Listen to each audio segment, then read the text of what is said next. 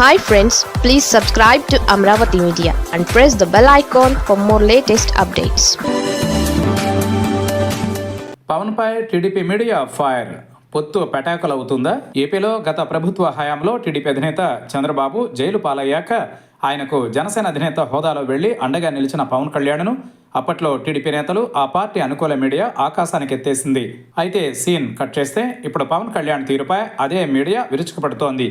పవన్ ఎలా పనిచేయాలో చెబుతూ సదరు మీడియా ఛానళ్లు, పత్రికలలో కథనాలు వినిపిస్తున్నాయి. అయితే ఇంతలోనే ఏమైందని ఆరా తీస్తే అసలు విషయం తెలుస్తోంది.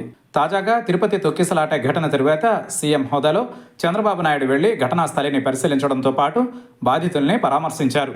అధికారులతో సమీక్ష నిర్వహించి ఈ ఘటనకు బాధ్యులపై చర్యలు కూడా ప్రకటించారు.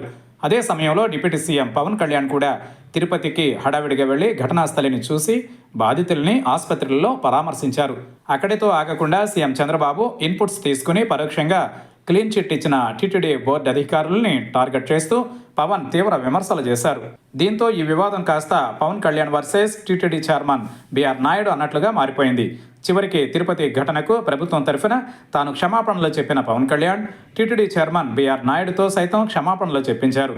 తొలుత ఎవరో అడిగితే క్షమాపణలు చెప్పాలా అని ప్రశ్నించిన బిఆర్ నాయుడు ఆ తర్వాత సారీ చెప్పేశారు. తిరుపతి పర్యటనకు సీఎం చంద్రబాబు వెళ్లి ఓవైపు అధికారులతో సమీక్షలు చేసి నిర్ణయాలు ప్రకటిస్తుంటే దానికి సమాంతరంగా పవన్ కళ్యాణ్ వెళ్లి అధికారులని టార్గెట్ చేయడం, వారితో క్షమాపణలు చెప్పించే వరకు వదిలిపెట్టకపోవడం టీడీపీ మీడియాకు ఆగ్రహం కలిగించినట్లు తెలుస్తోంది. దీంతో పవన్ కళ్యాణ్ ఓ మంత్రి మాత్రమేనని, ఆయన పరిధి తెలుసుకుని పనిచేయాలని సీఎం చంద్రబాబుతో పోటీ పడడం సరికాదనే అర్థం వచ్చేలా కథనాలు వండి వారుస్తున్నారు. దీంతో భవిష్యత్తులో ఏం జరగబోతోందో అర్థమవుతోందనే చర్చ జరుగుతోంది.